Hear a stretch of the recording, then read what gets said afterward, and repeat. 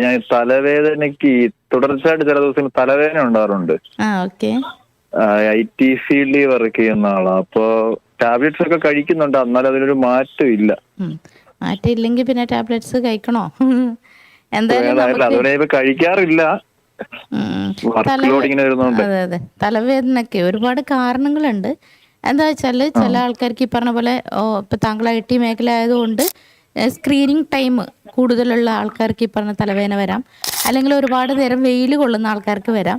പിന്നെ ചില ആൾക്കാർക്ക് എന്ന് പറഞ്ഞാൽ വിശക്കുമ്പോൾ തലവേദന വരാറുണ്ട്. ടെൻഷൻസ് ആൻസൈറ്റി ഒക്കെ ഉണ്ടെങ്കിൽ തലവേദന വരും. അപ്പോൾ എന്ത് തന്നെ ആയാലും ഈ തലവേദനയ്ക്ക് നമ്മൾ ഭക്ഷണ ക്രമീകരണങ്ങൾ ശ്രദ്ധിക്കുക, ധാരാളം വെള്ളം കുടിക്കുക. കാരണം ബോഡി ഡീഹൈഡ്രേറ്റഡ് ആകുമ്പോഴും തലവേദന സാധാരണ കണ്ടുവരാറുണ്ട്.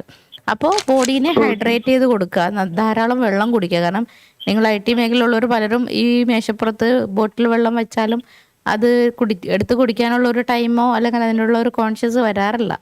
അപ്പോൾ വെള്ളം അതെ അപ്പോൾ വെള്ളം ധാരാളം ഒന്ന് കുടിക്കുക.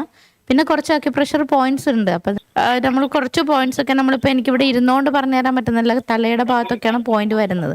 അപ്പോൾ ഞാൻ ഇതിൻ്റെ വാട്സപ്പിൽ അയക്കാം.